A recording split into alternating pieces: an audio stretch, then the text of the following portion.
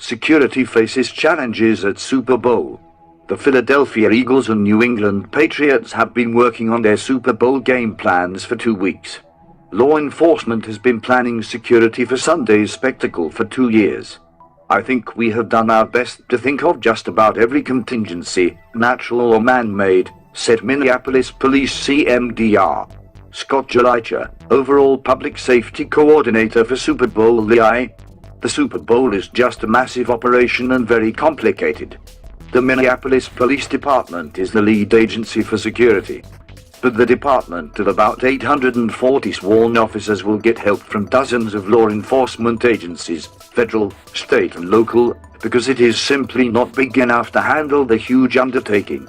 Coordination at all levels is key, said Alex Koo, St. Paul's special agent in charge for Homeland Security investigations and federal coordinator for Super Bowl security. There are so many moving pieces. No one agency can do this alone. Pre-screening hours before game time.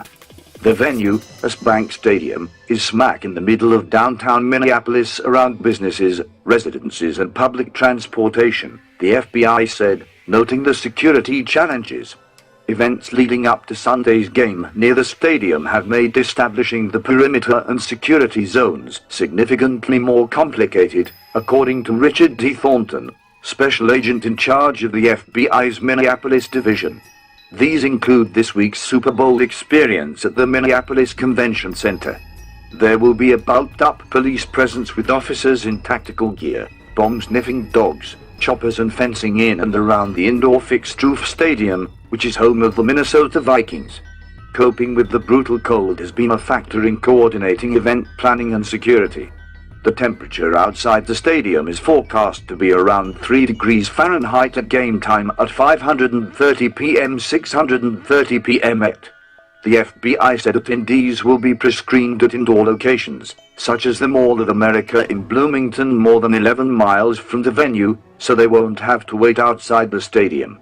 Such pre-screening at other locations is a first for the NFL and the security plan, said Joseph Rivers, an assistant special agent in charge in the FBI's Minneapolis division. Screening procedures will begin at the stadium more than 4 hours before the game, with authorities setting out an extensive list of what is allowed to be carried into the stadium and what is prohibited, the NFL said.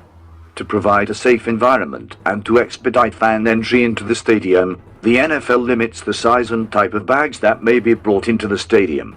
All items carried by spectators will be carefully inspected and potentially not permitted into the stadium, a statement said.